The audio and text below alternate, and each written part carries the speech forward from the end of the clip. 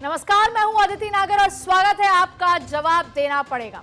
और आज की चर्चा में एक बार फिर बिहार पर चर्चा की जाएगी। और जब बिहार में चुनावी साल है और सियासत बेशुमार है और अब बात खुलकर गजवाए हिंद वर्सेस भगवा हिंद पर आ चुकी है, तो दरअसल 29 जून को जब पटना में वक्फ बचाओ दस्तूर बचाओ नाम की रैली हुई, तो उस रैली में विपक्ष के तमाम नेताओं ने वक्फ कानून को लेकर जमकर बयानबाजी की।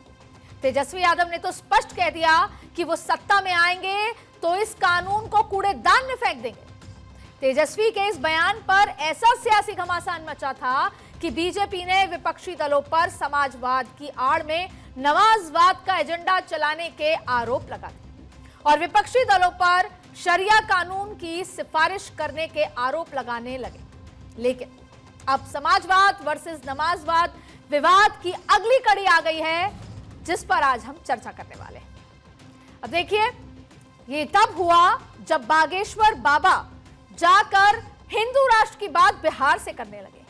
कहते हैं कि हम किसी पार्टी के साथ नहीं, लेकिन जिस पार्टी में हिंदू हैं हम उस पार्टी के साथ हैं। और अब एक नई डिबेट शुरू हो चुकी है और आज उसी पर चर्चा करेंगे कि लोकतंत्र कहता है कि हम इस तरह के राष्ट्रवाद लिहाज से नहीं जाएंगे, या यूं कहें कि लोकतंत्र इस बात की गवाही नहीं देता, फिर भी पॉलिटिकल पार्टीज कहें या नारेबाजी इस पर आगे बढ़ रही हैं। और उसी पर चर्चा करेंगे।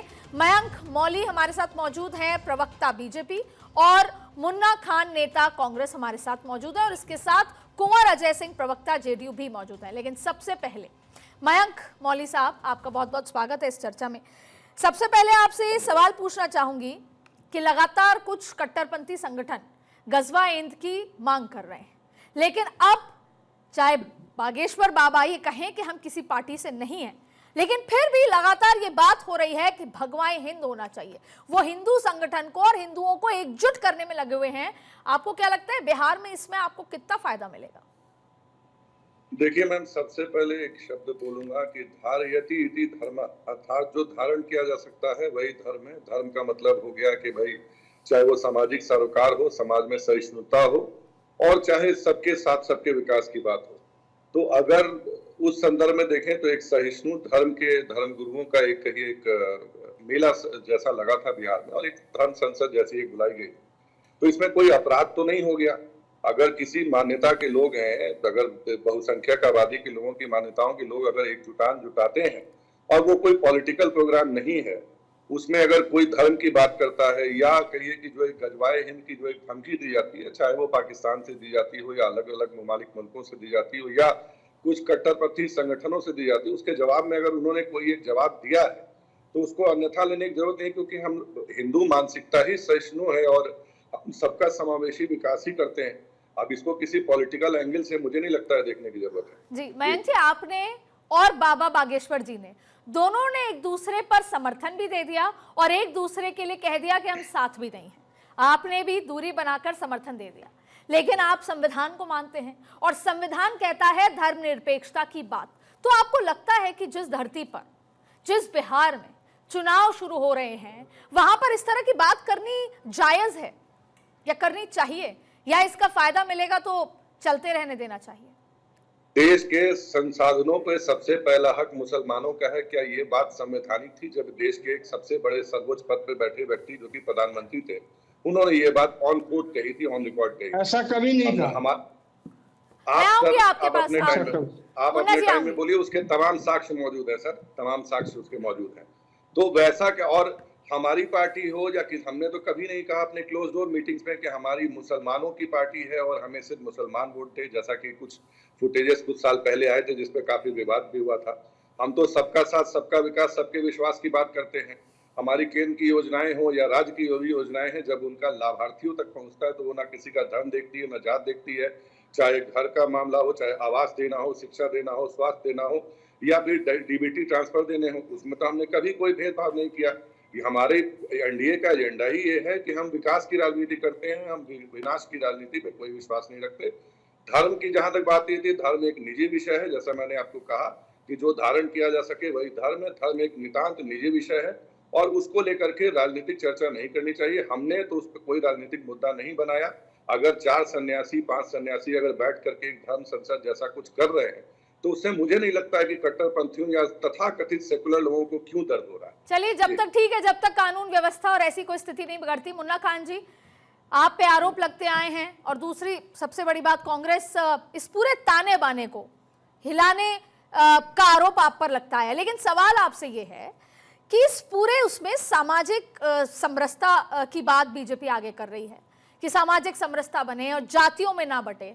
और अब बिहार में चाहे आपके सहयोगी आरजेडी हो, आप हो, एमवाई फैक्टर आपका रहता है, तो आप तो जातियों पे हैं। भारतीय जनता पार्टी इसको धर्म पे ले जा रही है। आपका इस बार भी आपको लगता है नुकसान है?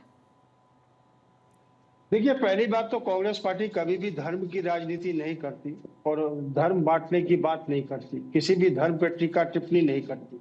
ये काम भारतीय जनता पार्टी का है। भारतीय जनता पार्टी को मुबारक हो। हमें तो सिर्फ मजदूरों की आवाज, शोषित वंचितों की आवाज, उन गरीबों की आवाज, उन किसानों की आवाज, उन महिलाओं की आवाज उठानी है और हर चुनाव में उठाना है।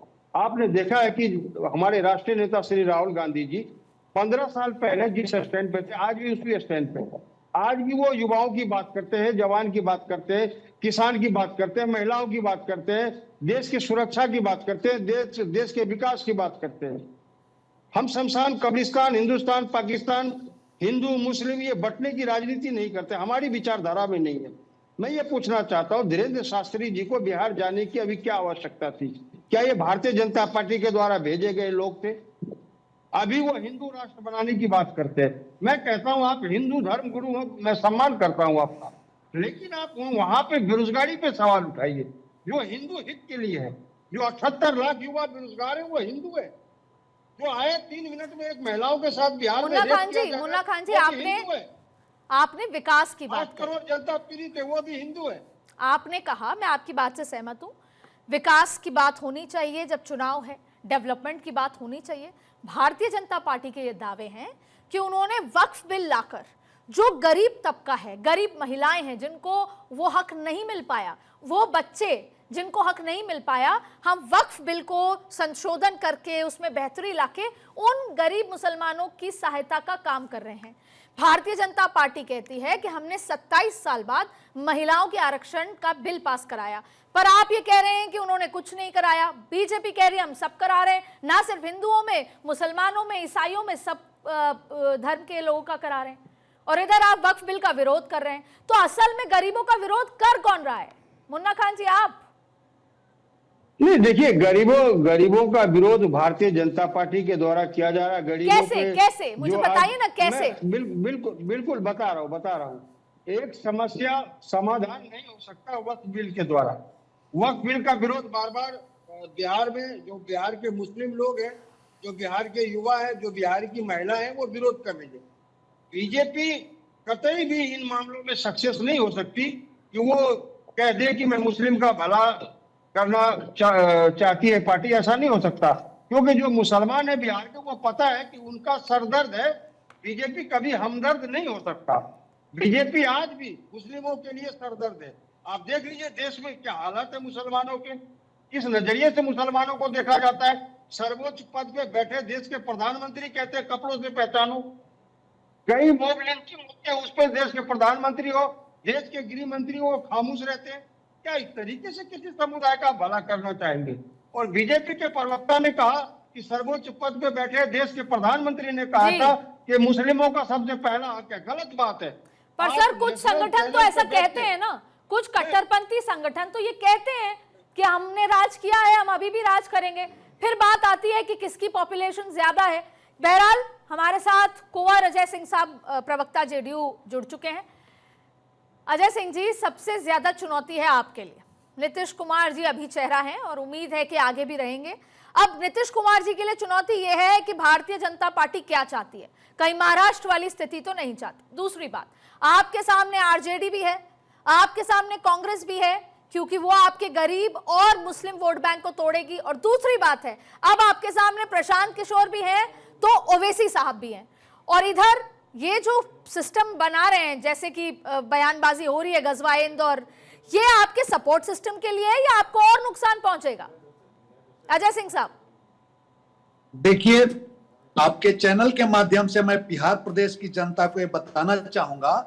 अभी भाई मुन्ना खान जी कह रहे थे विकास की बात नहीं हो रही है, तो विकास की ही बात हो रही है। बिहार से लालटेन युग समाप्त हो गया।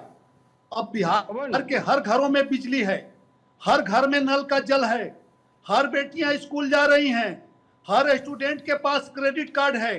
पूरे देश में बिहार का विकास दर जो है सर्वोच्च स्थान पे है। तो यहाँ विकास की ही बात हो रही है।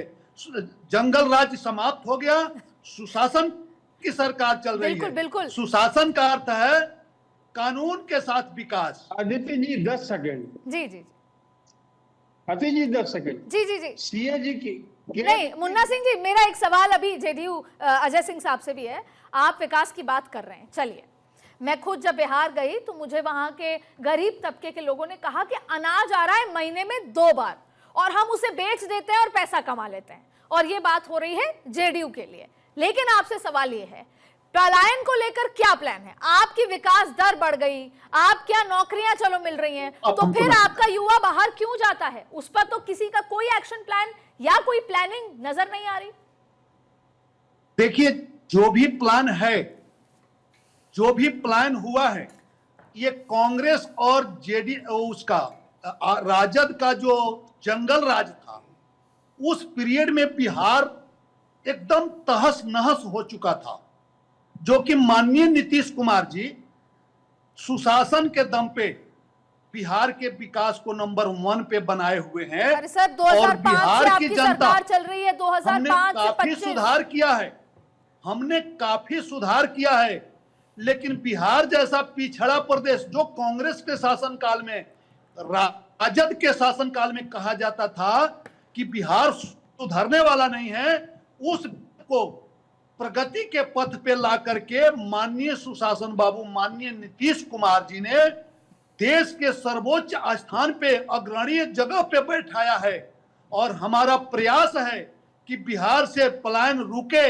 बिहार में हम जिस तरीके से विकास कर रहे हैं, यहाँ के युवाओं के लिए कर रहे हैं, यहाँ के महिलाओं के लिए कर रहे हैं, यहाँ के किसानों के लिए कर रहे हैं, हम जो भी कर रहे हैं उस जंगल राज और बिहार के पिछड़ेपन स्थिति को सुधारने की स्थिति काफी आगे और काफी सुधार किए हुए। ठीक, मुन्ना खान साहब, ये तो अभी तक पलायन इसलिए नहीं रुक पाया क्योंकि आरजेडी का जो आपकी सहयोगी पार्टी है उसने इतना जंगल राज किया। आप ही बता दीजिए आपका क्या प्लान है? आप भी यही करेंगे, गजवाए हिंद और ये भगवाए हिंद, या आपका भी कोई प्लान है आरजेडी के साथ मिलकर, या अकेले? राहुल जी ने कुछ प्लानिंग करी है? अदिति जी, एक शेर है कि झूठों ने झूठों से कहा सच बोलो, सरकारी ऐलान हुआ कि सच बोलो, घर के अंदर झूठ की मंडी पड़ी है, दरवाजे पे लिखा है सच बोलो। तो भारतीय जनता पार्टी हो या जदयू, आप सच बता दीजिए, बिहार के साथ आप सच बता दीजिए। मैं सच बता रहा हूँ, दोनों, चाहे भारतीय जनता पार्टी हो या जदयू हो, दोनों ने बिहार की जनता के साथ झूठ बोलने का काम किया है। कैट की रिपोर्ट आई है सिर्फ 1 हफ्ते पहले। आप ये बता दीजिए आपका प्लान क्या है? मैं बता रहा हूँ, वो रिपोर्ट ये बता रही कि रिपोर्ट के दौरान ये बताया जा रहा है कि पूरे देश में सबसे पिछड़ा राज्य जो है वो बिहार है। ये बात करते हैं कि मैंने खुशहाल कर दी। मैं पूछना चाहता हूँ कि जो आपने वादे किए आज से 20 वर्ष पहले 2005 में, आप वो रिपोर्ट कार्ड दिखाइए कि आपने कितने युवाओं को नौकरी दी? क्या वहां से गरीबी दूर हो गई? वहां से पलायन रुक गए? क्या वहां शराब पे कमीशन खोरी बंद हो गई? क्या वहां पे भ्रष्टाचार? मुन्ना खान जी सुनिए ना, मुन्ना खान जी, क्या होगा कि आप ऐसा करेंगे ना तो आप पे फिर सवाल उठेगा कि आपकी सरकार तो हिमाचल में है, उसकी खस्ता हालत है। आप पे फिर तेलंगाना पे सवाल उठेगा, हिमाचल पे उठेगा, कई राज्यों का उठ जाएगा। कांग्रेस की सरकार जो गई उसमें कितना करप्शन हुआ, राजस्थान की, आप पे उस बारे में कई सवाल उठ जाएंगे। इसलिए आप तो ये, बहरहाल आपसे मैं अगली बार ये पूछूंगी कि आपका क्या प्लान है, लेकिन उससे पहले मयंक मौली साहब, एक बहुत संजीदा सवाल है, मैं चाहती हूं कि आप बतौर प्रवक्ता तो इसका जवाब दीजिए, लेकिन बतौर सिटीजन ऑफ दिस कंट्री भी जवाब दीजिएगा। जब जब चुनाव आता है, महाराष्ट्र का आता है, तो बयान या नारे उठने लगते हैं कि बटोगे तो कट जाओगे। भले ही चुनाव मिनी जो मैनेजमेंट है वो होता है कि एससी वोट बैंक संभाल लेती है बीजेपी, हरियाणा में भी यही हुआ, दिल्ली में भी यही हुआ वक्फ को लेकर। तो आप ऐसा करते हैं, जैसे बिहार आया तो ये शुरू हो गया, भले ही आप कह रहे हैं हमने नहीं कराया, लेकिन बाबा बागेश्वर जी जो कहना चाह रहे हैं वो कहीं ना कहीं बीजेपी के पक्ष में जा रहा है। ये कितना सही है कि जब जब चुनाव आए धर्म के नाम पर पोलराइजेशन किया जाए? बतौर सिटीजन ऑफ इंडिया बताइएगा। मैम मैं जवाब दे रहा हूँ। जब जब चुनाव आते हैं तब तक ये धार्मिक कट्टरपंथी संगठनों का बिहार आना शुरू हो जाता है। पॉलिटिकल वल्चर्स जो हैं वो बिहार आने लग जाते हैं। This morning I woke up at night वाले लोग भी बिहार आकर के उनकी आंखें खुल जाती हैं। और रही बात जो कांग्रेस के प्रवक्ता साहब जो कह रहे हैं कि जैसे आज हम 2025 में मैम बैठे हैं, इनकी सत्ता को गए बिहार में कितना वर्ष हो गया, शायद इनको याद भी नहीं होगा। लगभग 35-36 वर्ष ऊपर बीत गए। विगत 20 वर्षों से माननीय मुख्यमंत्री श्री नीतीश कुमार जी को बिहार की जनता इनके तमाम विरोधों, तमाम हथकंडों, तमाम कहिए की साजिशों के बाद भी क्यों चुन रही है? क्योंकि नीतीश कुमार में उन जनता को अपना विश्वास दिखता है, चाहे हम बात अल्पसंख्यकों की करें चाहे बहुसंख्यकों की करें, और एनडीए ही इकलौता विकल्प है जो कि बिहार की जनता बिल्कुल जानती है। नहीं तो क्या कारण है कि ये लोग हाशिए पे टिके हुए हैं? और दूसरी बात कि खुद बैसाखी पे टिकी कांग्रेस राजद के सहारे वो क्या विकास के वायदे करेगी और क्या करेगी? पहले अपनी सीट शेयरिंग की लड़ाई लड़ ले कि इनको क्या सीटें मिलेंगी, राजद इनको क्या औकात दिखाती है। सर, सीट शेयरिंग की दिक्कत तो एनडीए में भी है। अभी तो चिराग पासवान ने पत्ते नहीं खोले, अभी तो नीतीश कुमार जी कितना इनसिक्योर है चिराग जी से, अभी तो मांझी साहब हैं, तो सीट शेयरिंग शायद चाहिए नहीं होगा। लेकिन मौली साहब एक और बात बताइए, मौली साहब आपकी तो डबल इंजन की सरकार थी, ये बात सही है, और मैं बिल्कुल इस शो में बोलना चाहती हूं कि मखाने को वर्ल्ड वाइड जिस तरीके से इस सरकार ने किया, नरेंद्र मोदी सरकार ने, लेकिन फिर भी डबल इंजन की सरकार रहने के बावजूद कमोबेश 2005 से अब तक बीजेपी साथ रही है जेडीयू के, फिर भी जिस तरह का विकास आप कर सकते थे नहीं हुआ है। मैम देखिए, उसके पीछे बहुत सारी वजहें हैं। पहली वजह में जैसे हम लोग पलायन पे ही बात कर रहे थे, मैं उसको भी थोड़ा स्पष्ट कर दूं।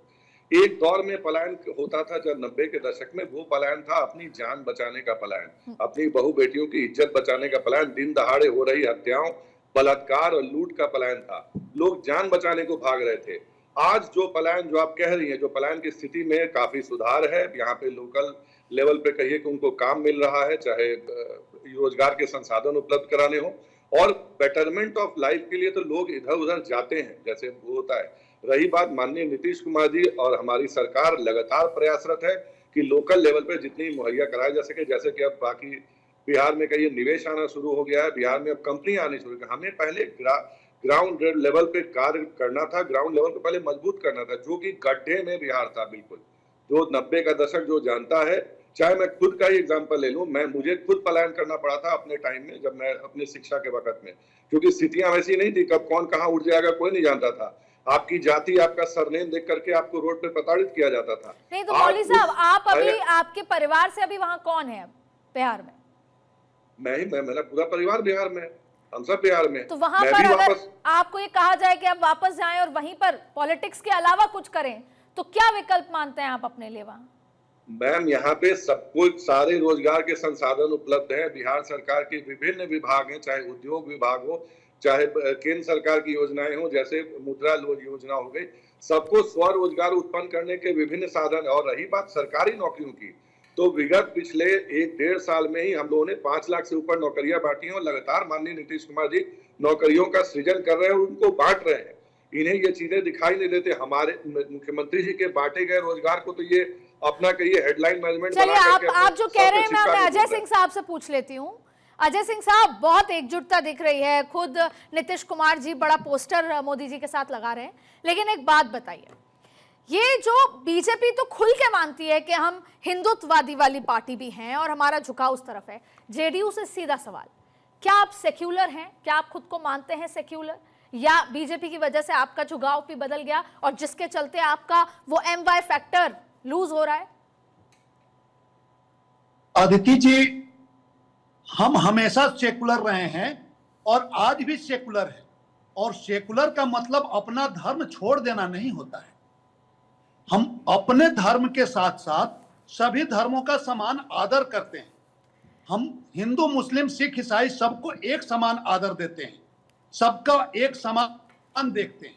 तभी तो अब हम ये बताना चाहेंगे कि 75 में इमरजेंसी थोपने वाले और 84 में सिख दंगे के दोषी कांग्रेस हमें बताएगी कि हम सेकुलर हैं या कम्युनल हैं। और राजद जो जंगल राज्य के माध्यम से पलायन कराने वाले, पूरे बिहार को पलायन कराने वाले, ये लोग हमें पलायन रोकने की व्यवस्था बताएंगे? नहीं। सुशासन, माननीय नीतीश जी का नाम सुशासन बाबू हम लोगों ने नहीं दिया, ये आप पत्रकार लोगों का दिया हुआ है। बिहार की जनता उन्हें सुशासन बाबू कहती है। न्याय के साथ विकास का नाम ही सुशासन है, और हम सभी धर्मों का समान आदर करते हुए न्याय के साथ विकास कर रहे हैं। यही हमारी सरकार का मुख्य चलिए, उद्देश्य मैं उम्मीद करती हूँ अजय सिंह जी कि अब जो आगे की चुनावी यात्रा भी 3-4 महीने की है, उसमें आप विकास और सुशासन का ही जिक्र करें। मुन्ना खान साहब, एक बात बताइए सीधा सीधा, कांग्रेस की विचारधारा गजवाए हिंद या भगवाए हिंद के करीब है? आपकी कोई इंडिविजुअल विचारधारा है या आपकी विचारधारा गजवाए हिंद की तरफ झुकाव में है? सही और सीधी बात कहिएगा। अदिति जी, मैंने पहले भी कहा था कि कांग्रेस पार्टी की विचारधारा में सिर्फ हिंदुस्तान है, और हिंदुस्तान के युवा है, हिंदुस्तान के जवान है, हिंदुस्तान के किसान है, हिंदुस्तान की महिलाएं और हिंदुस्तान की सुरक्षा है। हम देश हित की बात करते हैं। हमारी विचारधारा हिंदू मुसलमान शमशान कब्रिस्तान बंटने बांटने वाली नहीं है। दूसरी बात, मैं अभी जदयू के प्रवक्ता का जवाब देना चाहता हूं। ये कहते हैं कि ये हमें समझाएंगे 84 के सिख दंगे। आप कब तक ये दुकान चलाएंगे 84 के सिख दंगे से? 2002 के दंगे भूल गए? शर्म आ रही है आपको? 2002 के दंगे क्या हुए? 164 बार 2014 के बाद से देश में दंगे हुए, और आप बात बिहार की सुरक्षा की बात करते हो। सरेआम खेमका को गोली मारी जाती है। मुजफ्फरपुर में रेप की घटना हो, सुपौल में रेप की घटना हो, छतरपुर में रेप की घटना हो, हर बारी आपको बताने में, आपको बिहार की जनता को बताना पड़ेगा। जो जहां सुशासन की बात हो रही है, वहां रेप की घटनाओं की तादाद, बेरोजगारी की तादाद, असुरक्षा की तादाद, बिहार हित की तादाद, कितनी बातें हो रही है। बागेश्वर धाम को बुला लीजिए, किसी भी मौलाना, पंडित, मौलवी, कोई भी आए। मुन्ना साहब, मैं आपके सवाल का जवाब मैं मौली साहब से ले लेती हूँ। मौली साहब, यही कहना चाह रहे हैं कि राजनीति में जिसे कहते हैं गड़े मुर्दे दफनाए नहीं जाते, उन्हें रखा जाता है समय समय पर उखाड़ने के लिए। आपने सिख दंगों का बात जिक्र किया, आपके सहयोगी ने, उन्होंने 2002 के दंगों का जिक्र कर लिया, तो आपको तो माना ही जाता है कि आप भगवाए हिंद की तरफ झुकाव रखते हैं। 1984 के दंगे में जब बड़ा पेड़ गिरता है तो धरती हिलती है, कहने वाले कौन थे? इनके फिलहाल जो सर्वोच्च नेता हैं उनके पिताजी थे, जो कभी भारत के प्रधानमंत्री भी हुए उस घटना के बाद से। तो ये उससे पल्ला नहीं झाड़ सकते। आज तक उन्होंने उसके लिए माफी नहीं मांगी, कभी सिख समुदाय से माफी नहीं मांगी कि हाँ मैंने कहा था। 2002 और रही 2002 जिसका आप जिक्र कर रहे हैं उसके लिए क्लीन चिट प्राप्त है आपकी सरकार में। यूपीए 2 की सरकार ने तमाम षड्यंत्रों के बावजूद उस समय की न्याय व्यवस्था से पूर्ण रूपेण कहिए कि उसने सभी के साथ बाहर निकले। 2002 का दंगा लेके मुसलमानों को भयभ्रांत करने की कोशिश बंद कीजिए। 2002 से मुस्लिम आपके झांसे में अब नहीं आने वाले। वो दौर निकल गया, वो तुष्टीकरण का दौर निकल गया, वो तुष्टीकरण का दौर निकल गया हुजूर, तुष्टीकरण का दौर निकल चुका। 2002 मानी चाहिए आपको। पूर्णतया दोष मुक्त जिस बाबत आप बात करने की कोशिश कर रहे हैं और डिबेट को डिरेल करने की कोशिश कर रहे हैं, बात करते हुए डिबेट को डिरेल ना कीजिए। बात कीजिए कि बड़ा वृक्ष गिरता है तो धरती हिलती है। साहब तो 2002 पे अटक गए हैं, पर मुझे लगता है कि संविधान में सेक्युलर शब्द की जो ताकत है वो कमजोर नहीं होनी चाहिए, और हम सबको मिलकर यही कोशिश करनी चाहिए कि वो जो सेक्युलर शब्द है वो कमजोर ना हो, जिससे लोगों की आस्था, चाहे कोई पॉलिटिकल पार्टी सत्ता में आए, वो बनी रहनी चाहिए। जी आपको क्योंकि डिबेट का समय खत्म हो रहा है, 10 सेकंड आपके पास है, तीनों 10-10 सेकंड में खत्म कर सकते हैं। जी मैम, मैं इनको मेरा लास्ट सबमिशन हम्बल यही है कि ये लोग जो आज बात कर रहे हैं कि हम सबकी समावेशी विकास और सबकी बात करते हैं, इन्हीं के नेता ने कहा था ना कि हिंदू जो है मंदिरों में लड़कियां छेड़ने जाते हैं, और हिंदू तो जो है शिवलिंग पे बैठे हुए बिच्छू की तरह जिसे चप्पल से मारना चाहिए। तो ये कब से बात करने लगे धर्म की? और अगर भैया आप बात कर रहे हैं बाकी सारी चीजों को, तो अगर मुन्ना खान जी 10 सेकंड में जवाब दीजिए, 10 सेकंड में जवाब दीजिए। मैं फिर आपको बोलने नहीं दूंगा सर। इन्होंने कहा, आपके नेता ने बोला है, ऑन रिकॉर्ड बोला है। मुन्ना खान जी आप 10 सेकंड में जवाब दीजिए। वाजपेयी ने भी कहा था अटल बिहारी वाजपेयी ने कहा आपके नेता ने ऑन रिकॉर्ड बोला है। नरेंद्र मोदी को धर्म निभाना चाहिए। अजय सिंह जी, आखिरी कमेंट आपकी तरफ से। अजय सिंह जी, आखिरी कमेंट आपकी तरफ से। मेरे को डिबेट का समय खत्म हो गया। अदिति जी, मैं ये स्पष्ट बताना चाहूंगा कि 75 के इमरजेंसी थोपने वाले और 84 के सिख दंगे वाले अगर हमें नसीहत देते हैं और सेकुलरिज्म की बात करते हैं और जंगल राज, चलिए, डिबेट का समय खत्म हो चुका है। अजय सिंह जी, 2002 के दंगों का विरोध तो नीतीश कुमार जी ने भी किया था, और कुछ समय नहीं, लंबे समय किया था, जब प्रधानमंत्री बनकर आए थे नरेंद्र मोदी। इसलिए आज की डिबेट में इतना ही। अगली बार फिर मुलाकात होगी, तब तक के लिए बने रहिए भारत 24।